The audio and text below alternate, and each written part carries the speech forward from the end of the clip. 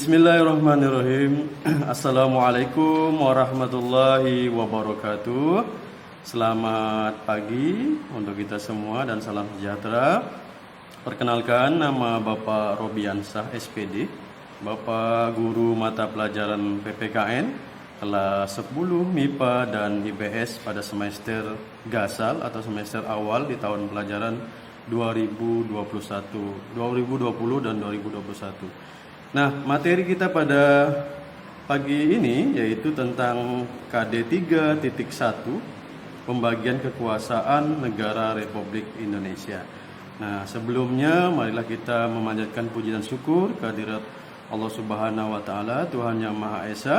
Pada hari ini kita bertemu kembali, mudah-mudahan kita diberikan kesehatan semua ya, anak-anak sekalian.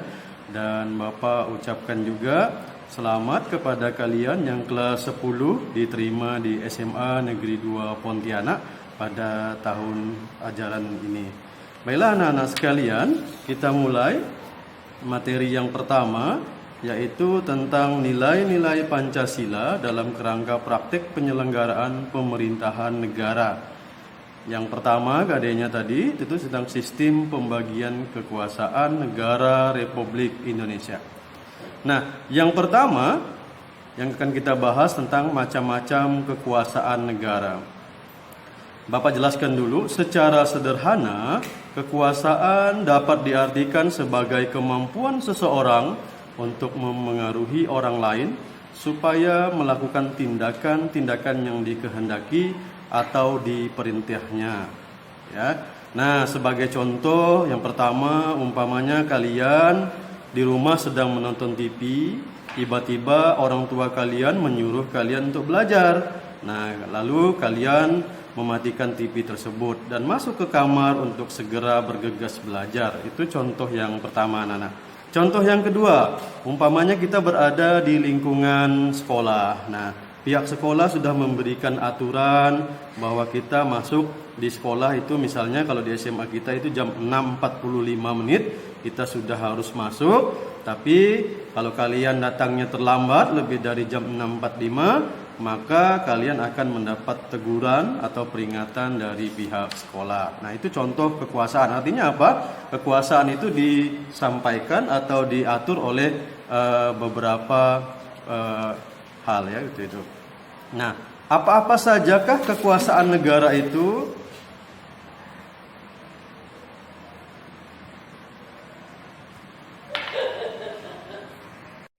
Apa-apa sajakah kekuasaan negara itu, anak-anak? Nah, kalau kita ketahui kekuasaan negara itu ada dua pendapat atau para ahli.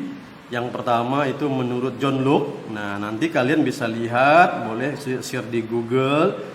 John Locke itu wajahnya bagaimana? Nanti ada fotonya di situ. Sebagaimana yang dikutip oleh buku Rianto pada tahun 2006, halaman 273, yang mengatakan bahwa kekuasaan negara dibagi menjadi satu, kekuasaan legislatif. Nah, ini tentunya kalian sudah tidak asing lagi, pernah mendengar legislatif ya. Apa itu legislatif? Legislatif yaitu kekuasaan untuk membuat atau membentuk undang-undang. Contohnya mereka yang berada di MPR, DPR, dan DPD, itu kekuasaan legislatif. Kekuasaan yang kedua adalah kekuasaan eksekutif. Kekuasaan eksekutif apa itu? Kekuasaan eksekutif yaitu kekuasaan untuk melaksanakan undang-undang, termasuk kekuasaan untuk mengadili setiap pelanggaran undang-undang. Ya, itu yang kedua. Yang ketiga, kekuasaan federatif. Kekuasaan federatif adalah kekuasaan untuk melaksanakan hubungan luar negeri. Ini kekuasaan negara yang dikemukakan oleh para ahli yang bernama John Locke. Nah, yang kedua, menurut Montesquieu, ya, Montesquieu itu mengemukakan ada tiga kekuasaan juga. Yang pertama, kekuasaan legislatif, yaitu kekuasaan untuk membuat atau membentuk undang-undang. Yang kedua, kekuasaan eksekutif, yaitu kekuasaan untuk melaksanakan undang-undang. Kekuasaan yang ketiga yaitu kekuasaan yudikatif, yaitu kekuasaan untuk mempertahankan undang-undang, termasuk kekuasaan untuk mengadili setiap pelanggaran terhadap undang-undang.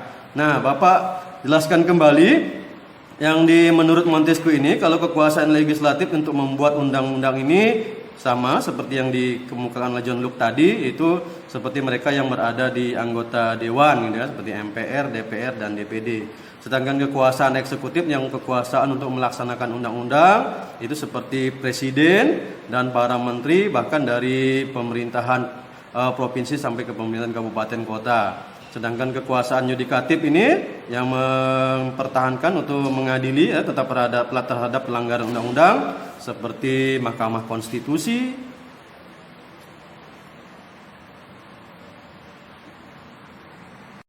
Nah, yang kedua, anak-anak sekalian, tentang konsep pembagian kekuasaan di Indonesia. Adapun konsep pembagian kekuasaan yang dianut oleh negara kita, yaitu negara Indonesia ya, di mana sih mekanismenya diatur sepenuhnya di dalam Undang-Undang Dasar Negara Republik Indonesia tahun 1945. Dan di mana penerapan pembagian kekuasaannya dibagi di atas pembagian kekuasaan secara horizontal dan pembagian kekuasaan secara vertikal ya anak-anak. Nah, kita lihat dulu yang pertama. Pembagian kekuasaan secara horizontal itu dibagi menjadi ada 6 ya. Yang pertama, kekuasaan secara konstitutif, yaitu kekuasaan untuk mengubah dan menetapkan undang-undang. Yang kedua, kekuasaan eksekutif, yaitu kekuasaan untuk menjalankan dan penyelenggaraan pemerintahan negara. Yang ketiga, kekuasaan legislatif, yaitu kekuasaan untuk membentuk undang-undang. Ini dipegang oleh DPR ya. Yang keempat, kekuasaan yudikatif atau kekuasaan kehakiman, yaitu kekuasaan untuk menyelenggarakan peradilan guna menegakkan hukum dan keadilan. Ini seperti Mahkamah Agung dan Mahkamah Konstitusi. Yang kelima, kekuasaan eksaminatif atau inspektif, yaitu kekuasaan yang berhubungan dengan penyelenggaraan pemeriksaan atau pengelolaan dan tanggung jawab tentang keuangan negara. Nah, yang keenam yaitu tentang kekuasaan moneter, kekuasaan untuk menetapkan dan melaksanakan kebijakan moneter, mengatur dana, menjaga kelancaran sistem pembelanjaan dan serta memelihara kestabilan nilai rupiah.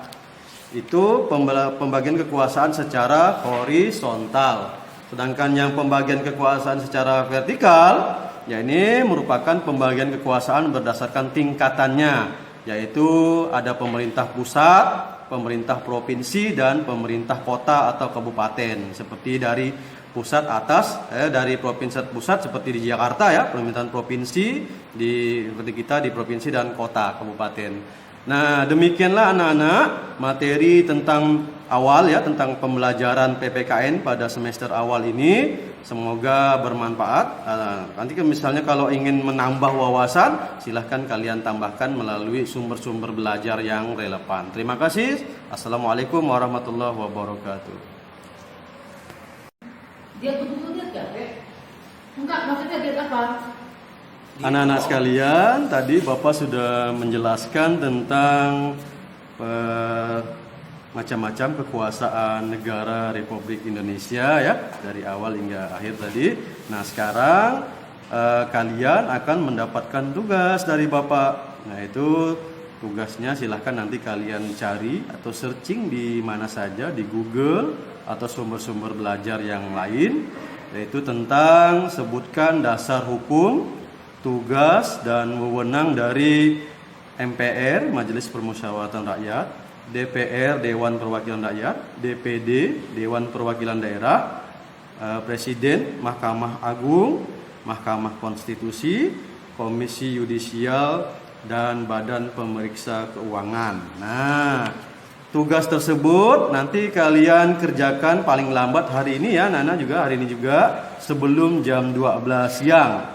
Nanti tugas tersebut kalian tulis di buku kalian atau kertas kalian, boleh diketik juga. Nah, setelah itu nanti tugasnya silahkan kalian kirim ke email Bapak, yaitu di robiansah@gmail.com. Terima kasih.